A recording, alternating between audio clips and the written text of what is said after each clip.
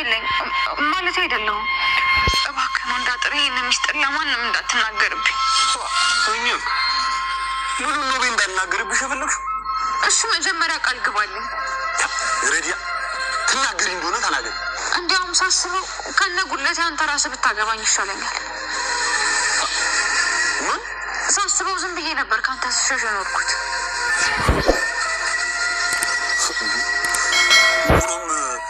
ስትደረደሪ ነው ልብሽ እንደከጀለኝማ አውቀው ነበር። ኑሐሚንና ወንዳጥር እንግዲህ በዚህ መልኩ እያሉ ማን ቢደርስ ጥሩ ነው?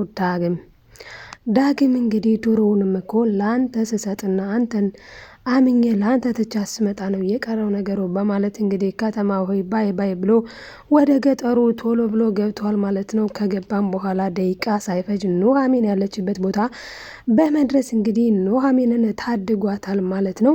ናሆም የወይዘሮ ዝናሽና የአቶ ለይኩን ልጅ እንዳልሆነ በዲኤንኤ ተረጋገጠ። አምራን ከቤት ተባረረች።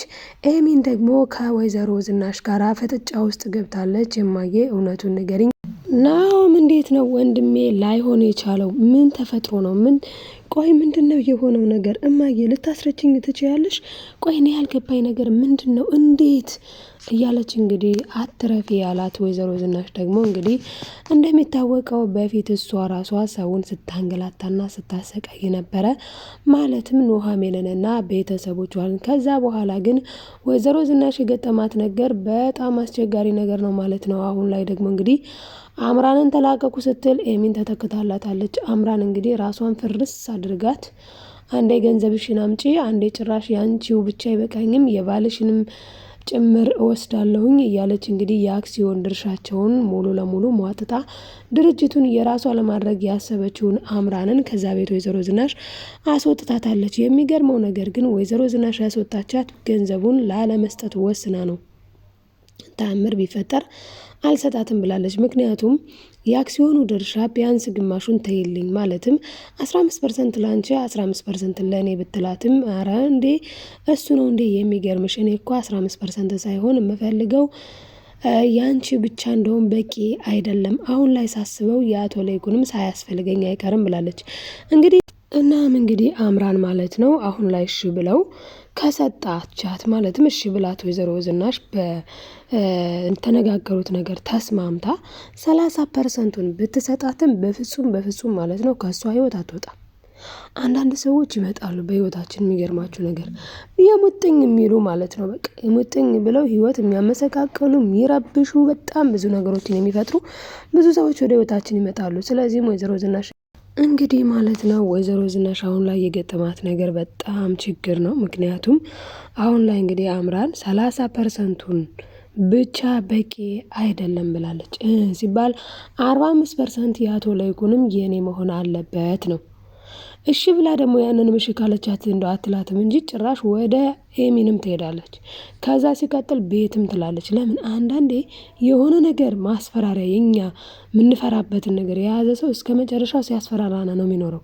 ስለዚህ ነገርን መጋፈጥ እንጂ መፍራትና መንቀጥቀጥ ማለት አስፈላጊ ነው ብዬ አላስብምና ወይዘሮ ዝናሽ አሁን ላይ ማድረግ ያለባት ብታደርግ ጥሩ ብላችሁ የምታስቡትን እናንተም አስተያየታችሁን ኮሜንት ላይ ጻፉ ማለት ነው። እኔ ግን እንደውም በቃ ብትጋፈጣት ያመጣችውን ታምጣ ብላ። በእርግጥ አሁን ላይ እየተስማማችላት አይደለም። እየተስማማችላት ያልሆነበት ምክንያት ደግሞ ምንድነው? አሁኑኑ ደውለሽ ለናሆም የተፈጠረውን ነገር ንገሪው፣ ማለትም 30% የኔን ድርሻ ሰጥቻታለሁ በይው ብላ እንግዲህ ከቤት ወጣለች።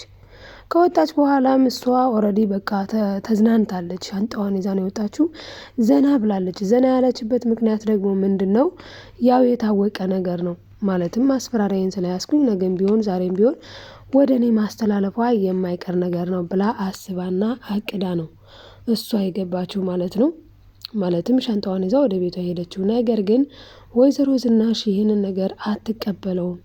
እንዳልተቀበለቻት የምናውቀው ደግሞ በምንድነው? ወይዘሮ ዝናሽን አሁኑን ደውይ ብላት ነበረ። እሷም እሺ ብላ ደወለች ለናሆም። ነገር ግን ያለችው ምንድነው?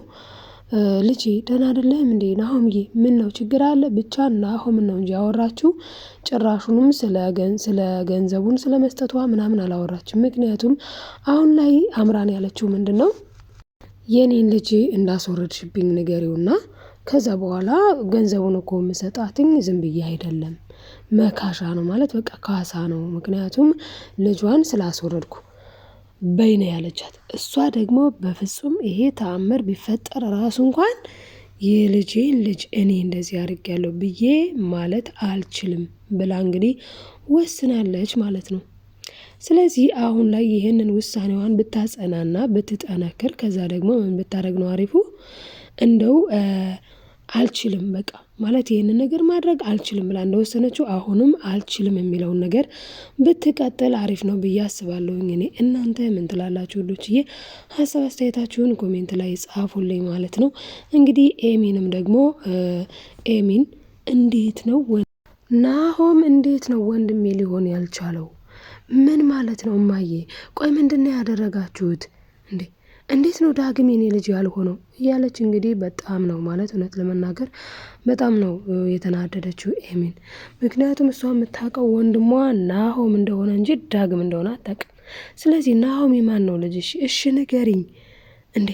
ቆይ ምን ማለታችሁ ነው? ምንድን ነው አባዬ እንዴት? እያለች እንግዲህ እየበጠበጠች ትገኛለች ማለት ነው ኤሚን ለራሷም እኮ ራሱ ከይሄንን ሁሉ መዘዝ ያመጣችው እሷ ናት። እንግዲህ ተከድኖ ይብሰል ብለው ሰዎቹ ናሆምን ልጃችን ብለው፣ ኤሚን እውነተኛ ልጃቸው ናት። ዳግም ደግሞ የወይዘሮ ዝናሽ እውነተኛ ልጅ ነው።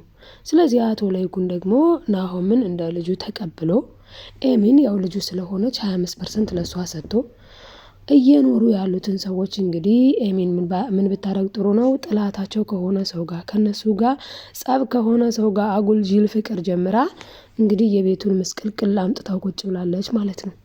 ይህንን ያደረገው ደግሞ ኤርሚ ነው። ኤርሚ እንግዲህ ወስዶ ናሙናውን ለምርመራ ሰጠ። ምርመራው ከመጣ በኋላ የሚያሳየው ነገር ያው እንደሆነው ነው። ማለትም የቤቱ ልጅ በወይዘሮ ዝናሽ በኩል ዳግምና እንዲሁም ደግሞ ኤሚን፣ በአቶ ለይኩን ኤሚን ብቻ፣ ናሆም ደግሞ የቤቱ ልጅ እንዳልሆነ ተረጋግጧል ማለት ነው። እንግዲህ የማን ልጅ ነው እንዴት ነው የሚባለውን ነገር ደግሞ በቀጣይ የምናይ ይሆናል። አሁኑ ግን ኤሚን ያደረገችው ነገር ስህተት እንደሆነ ገብቷታል። ነገር ግን ደግሞ እውነቱን ማወቋን አስፈላጊ ነው ማለት ነው። እና ኑሐሚን ታዲያ በዛ በረሃ ውስጥ እንግዲህ በጣም የሚያሳዝነው ነገር ማለት ነው ወንድ አጥር ጨቅሌታው ባይለው ኑሮ ወንድ አጥር በጣም ትልቅ ሚስቴክ ሊፈጽም ነበረ ማለት ነው። በኑሐሚን ላይ አላስፈላጊ ድርጊት ሊያደርግ ሲል እንግዲህ ኑሐሚን ደግሞ ሴት ልጅ መቼም ብልህ ናትኝ። ብልህነቷን ጥበቧን ተጠቅማ ያደረገችውን ነገር ሳያደንቁ ማለፍ አይቻልም። እውነት ለመናገር አንዳንድ ጊዜ በህይወታችን ከባባድ ጊዜያቶች ሲደርሱ ሲገጥሙና እንደዚህ አድርገን በጥበብ ማለፍ መልካም ነው ብዬ አስባለሁኝ። እስኪ እናንተስ ምን ትላላችሁ? አይበልና እንደ ኑሐሚን አይነት ወጥ ማለት በቃ ውጥንቅጥ ውስጥ ብትገቡ ምን አድርጋችሁ እንዴት ማምለጥ ይቻላል? ሀሳብ አስተያየታችሁን ኮሜንት ላይ ጻፉልኝ ማለት ነው። እኔ እውነት ለመናገር ዳጊ በጣም ነው የሚያሳዝነኝ። ስለዚህም ዳጊና ኑሐሚን ቢቀጥሉ ደስ ይላል። ምክንያቱም ዳጊ አሁን ላይ የሚጠግነው ሰው ያስፈልገዋል። ዳጊ አባቱን አጥቷል። ኢቭን እንኳን አባቱን አጥቶ እኮ አይቶት በእጁ ይዞት ዳሶት አባዬ ምንህን ነው ብሎት ወይም ደግሞ በቃ አክሲደንትም ቢሆን የአባቱን ሞት አይቶ እሱ ራሱ እያየ ቀብሮት ቢሆን ጸጸቱም ይወጣለታል። አሁን ላይ ግን በጣም እሳት ነው የሆነበት፣ የእግር እሳት። አቶ ለይኩን በነገራችን ላይ መጀመሪያውንም ተናግሮ ነበረ። እኔ ፖሊስ ጥሪ፣ እኔ እንደዚህ የህሊና እስረኛ መሆን አልፈልግም፣ ራሴን መቼም ይቅር አልለውም። እንዴ ይሄ ልጅስ ቢሆን አባቴ እያለ ዘላለሙን ሲፈልግ መኖሩ አይደል እንዴ ብሎ ነበረ። ወይዘሮ ዝናሽ ግን ለራሷ ጥቅም ፈልጋው ነበረ። ማለትም ልክ አቶ ለይኩን መቃብር ውስጥ ማለትም ያው ሰውየውን ሲቀብረው ምን ሲለው ቪዲዮ አስቀርጻ፣ አይ ተንኮል እኮ፣ አይ ክፋት እኮ። አያችሁ ክፋት ለማንም አይጠቅምም፣ ለማንም። እንደው በእውነት ዝም ብለን ቅን መሆን ያስደስታለኝ። ደግሞ ፈጣሪም በቅንነታችን ጥሩ ነገር ይከፍለናል። የወይዘሮ ዝናሽ ግን ብድር በምድር ሳይውል ሳያድር የሆነ ነው የሚመስለው። እሷ እንግዲህ ያንን ቪዲዮ ወስዳ አቶ ለይኩንን ለማስፈራራት አስባ ነበረ። ነገር ግን ያን ቪዲዮ ደግሞ አምራን ይዛ በተራዋ ራሷ ነው እንግዲህ እሷው ራሷ በቆፈረችው ጉድጓድ ገብታበታለች ማለት ነው። ለዛም ነው ጉድጓድ ስትቆፍር አርቃ አትቆፍር፣ ማን እንደሚገባበት አይታወቅምና ይባላልኝ እስከና አባባሉም። እና እንግዲህ ወይዘሮ ዝናሽን በዛ ወድቃለች። ስለዚህ ከዚህ ድራማ አሁን ምን ተማርን? ክፋት አይጠቅምም። በቃ ክፋት ሁሌም ቢሆን ክፋት ነው። የአንድን ሰው ውድቀት ስንመኝና የዛን ሰው ውድቀት ስናይ እንዲወድቅ ስንመኝ የኛ ውድቀት መጀመሪያው ያኔ ነው። ለሌላ ሰው ውድቀት የጀመርንባት ቀን የኛ ደግሞ የውድቀታችን ቀን ናት ማለት ነው። እና ለሰው ቀና ስናስብ ግን ፈጣሪ ደግሞ በህይወታችን ጥሩ ነገርን መልካም ነገርን ያደርግልናል። ወይዘሮ ዝናሽ አሁን የገጠማት ነገር እንግዲህ በመጀመሪያ ደረጃ ኑሃሚንንና ቤተሰቦቿን በዛ ልክ ጥላቻ፣ በዛ ልክ ንቀት፣ በቃ በጣም ነበረ ስታሳቀቃቸውና ስታሸማቀቃቸው የነበረው። እናንተ አትመጥኝም፣ አንቺ ድሃ ልጅ ነሽ እያለቻት ነበረ። የሀብታም ልጅ ነኝ ያለችዋ መጥታ ያው ገንዘቧን ሙጥጭ አርጋ ገንዘብ አልባ አድርጋት ቁጭ ማንን ወይዘሮ ዝናሽን። እንግዲህ አሁን ላይ ወይዘሮ ዝናሽ በጣም ነው የተናደደችው። ምክንያቱም ያደረገችው ነገር ስህተት እንደሆነ ገብቷታል። ይህን ስህተቷን ደግሞ ለማረም በጣም የሚያሳዝነው ነገር ግን በስህተት ላይ ስህተት ነው እየፈጸመች የምትሄደው ማለት ነው። ማለትም አሁን ላይ እንግዲህ አምራን ስላስፈራራቻት አምራንን እንዴት አድርጌ ልበቀላት? አያችሁ፣ ዞሮ ዞሮ በቀል ነው። አልሸሹም ዘወር አሉ። አዘልሽውም አቀፍሽውም ሁለቱም ተሸከምከው ነው ይባላል። እና እንግዲህ ወይዘሮ ዝናሽ ትልቁ ስህተቷ ይሄ ነው ማለት ነው። ታዲያ አሁን ላይ አምራን በጣም በእጅጉ እያስፈራራቻት ነው። በዛ ላይ ደግሞ እንግዲህ ድርሻዋንም ደግሞ የአንቺ ብቻ አይበቃም የባልሽንም አምጭ። እንግዲህ የባሏን ደግሞ ከሰጠቻት ቀጣይ ምን ልትል ነው? የልጅሽንም አምጭ። እንደውም አምራንን ዙራ አባታለች። ምንድን ነው ያለችው? አምራን ኤሚንን ዙራባታለች። ምንድን ነው ያለችው? ቆይ ግን ለምንድን ነው ያችን እስስት ልጅሽን ያልተበቀልኳት እያለች ነው። በነገራችን ላይ አሁን ላይ አምራን ወይዘሮ ዝናሽን ስለተበቀለች በጣም ደስ ብሏታል።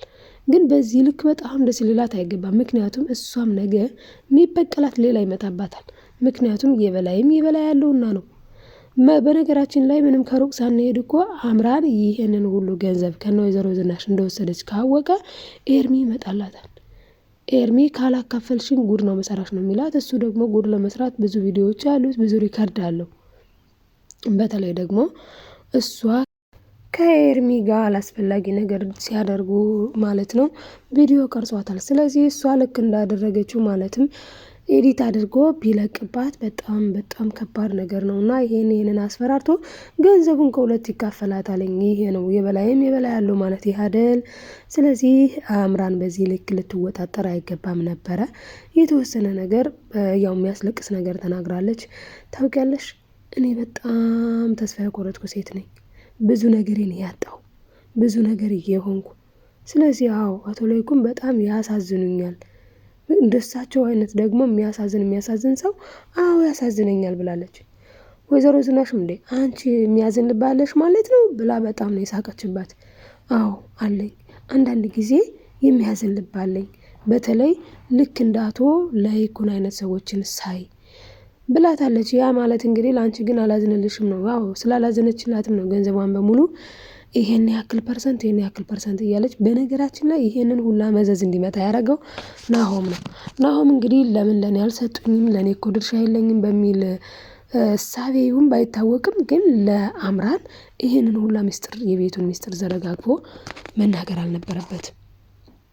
እናቱ 30% ድርሻ እንዳላት፣ እህቱ 25፣ አባቱ 45 እንዳለው ሲናገር አምራን ይሄንን ሁላ ያዘችና ለሱ የለውም፣ ስለዚህ እኔ በተዘዋዋሪ መንገድ አድርጌ እቀበላቸዋለሁ ብላ ነው እንግዲህ ወይዘሮ ዝናሽን እያስጨነቀቻት በዚህ ልክ 30%ን ለመቀበል እየፈለገችው ማለት ነው። ስለዚህ ናሆምም ስህተት ሰርቷነኝ ይህን ሁላ ነገር ለአምራን መናገር አልነበረበትም። በእርግጥ ስለሚያፈቅራት ነው። ግን ኑሃሚን ነግረዋለች። እቺ ሴት ግን የሆነ ነገር እንደምታደርግህ እርግጠኛ ነኝ እና ወደ ቤትም ማስገባት በጣም ትልቅ ስህተት ሰርተሃል እያለችው፣ እሱም እንዴ ቆይ ግን ኑሃሚን ለምንድን ነው አምራንን በዚህ ልክ የምትጠያት አለ። እሷ ግን ጠልታት አይደለም እውነቱን ነው የተናገረችው። እና መቼም እውነት የሚናገር ሰው አይወደድ አይደል? ለማንኛውም ወዶች ላይክ፣ ሰብስክራይብ ማድረጋችሁን አትርሱ። ወዳችኋለሁ። ባይ ባይ።